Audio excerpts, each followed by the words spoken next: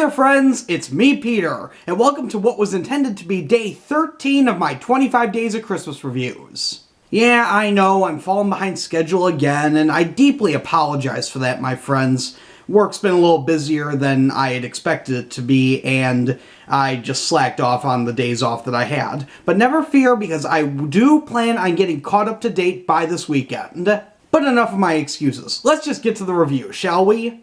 Today's review comes via a recommendation from my friend Paul, who suggested this on my YouTube channel. So thank you, Paul, for the recommendation.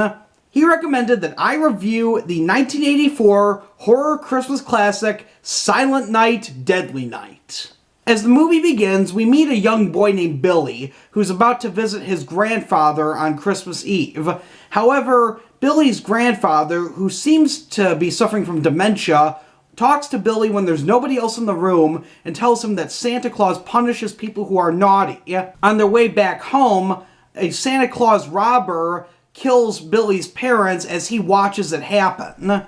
Years later, as an 18-year-old, Billy has never undergone counseling for what he experienced, and now lives with the thought that naughty people need to be punished. He also has severe trauma from Santa Claus, to the point where he cannot be in the same room without having a nervous reaction.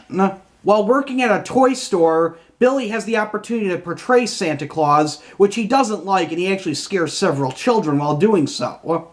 But on the night of Christmas Eve, which is also the anniversary of his parents' death, Billy snaps and starts going on a killing spree. Now, I had heard of the Silent Night, Deadly Night movie series, but other than the infamous Garbage Day scene from Silent Night, Deadly Night 2, I knew nothing about the series. So I was literally going into this review with fresh eyes. And honestly, I have to say I was pretty satisfied with it. Now, one might think that this is your typical slasher film, except I don't think it is, because this movie actually attempts to work in a plot. And it's actually a very nice and a somewhat believable plot as well.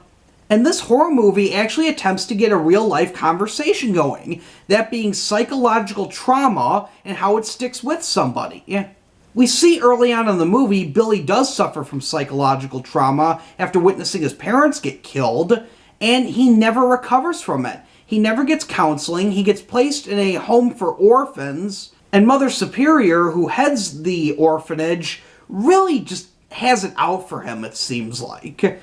She just treats him completely awful, and she's the one that partially instills the idea that naughtiness equals punishment.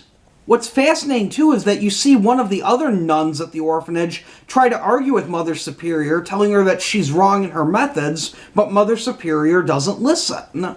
Personally, I think that plot point sets it greatly apart from other slasher movies, in that you really do, in a way, feel sympathy for Billy. In that maybe if he did get counseling for this wouldn't have happened. I will say this, though. If you do want to see this movie, there is a lot of bloodiness in it, and some of it can get graphic at times. There are some over-the-top deaths, which are kind of interesting, but there is some graphicness as well. So, just a forewarning if you decide to see it. Overall, I'm going to give Silent Night, Deadly Night a 4 out of 5. Thanks for watching my latest Christmas review, my friends. If you enjoyed it, be sure to give it a thumbs up. If you'd like to see more of my Christmas reviews, simply click that subscribe button down below. Also, a friendly reminder to please vote my survey for which Christmas Carol adaptations you want me to watch. The link is in the description below. And keep in mind, you just have until Friday to vote on your favorite Christmas Carol adaptations that you want me to review. And be sure to tune in tomorrow when I review a Christmas classic. Until then, this is Peter saying see you later.